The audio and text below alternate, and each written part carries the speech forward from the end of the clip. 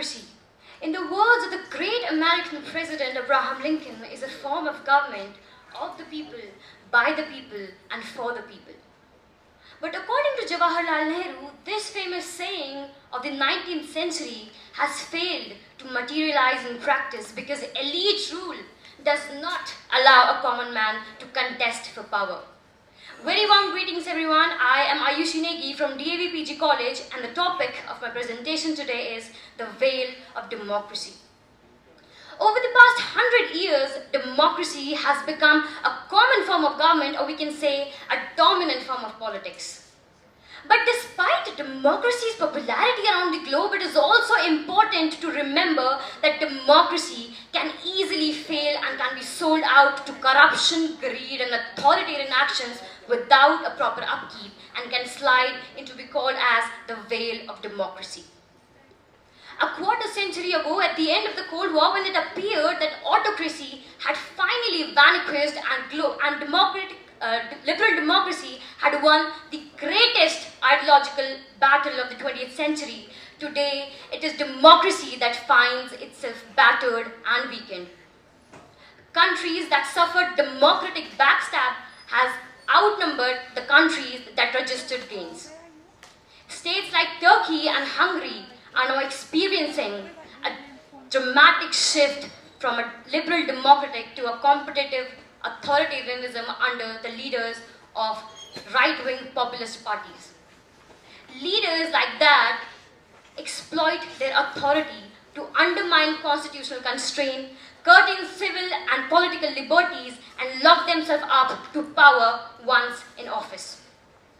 Also taking an account of Russia and China's attempt to impose its autocracy backed by its military action under the veil of establishing democracy is a great example in front of us today to show that popular opinion of the leader is important but not sufficient. Popular governments can be undemocratic and popular leaders can be autocratic, running dictatorship under the veil of democracy. In the past, when we used to have dictators who came to power by undermining elections, today we have dictators who are enthroned and legitimized by elections. Russia, for example, who went through a revolution from 1917 to 1923, is now ruled by a president who is in the office, who has served 3 times continuously and wielded power in the Kremlin continuously since 1999, and contest a win further too. Further, I would also like to highlight on the mark that increased disillusion electorate seems to welcome a change right before our eyes in the supposed democracies around the world.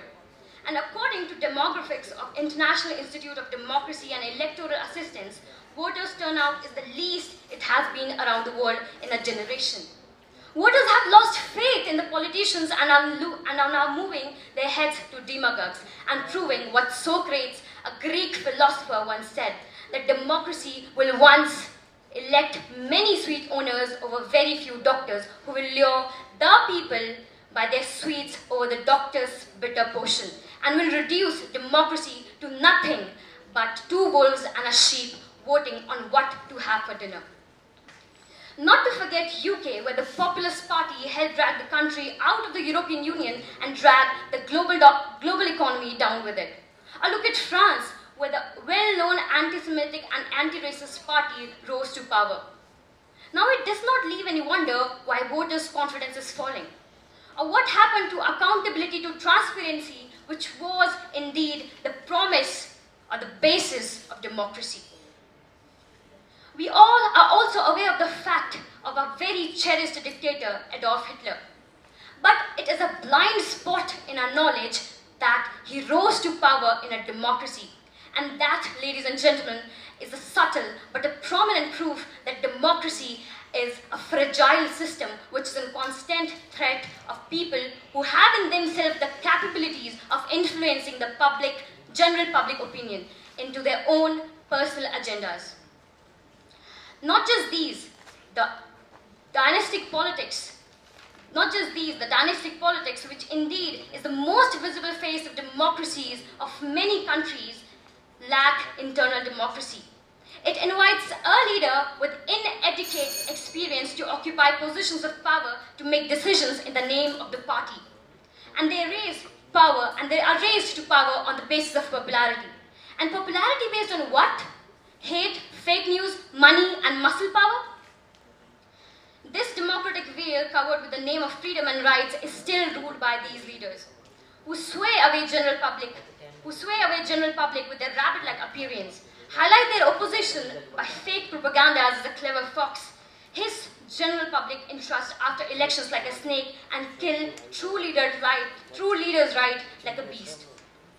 Now, it would be right to say that democracy that was built on the power and needs of the people has now been sold away to hunger of power, and then it ceases to be called as the power of the people. The veil of democracy is something that was one of the cons of democracy and is one of the cons of democracy. And has reduced a democracy nothing but a puppetry in the hands of those who are in this dirty political business. Therefore, I conclude that we must acknowledge the fact that democracy is an endangered species which we must work upon to preserve, protect, and protest, so that the veil of democracy remains nothing but a lost chapter in the books of history. Thank you.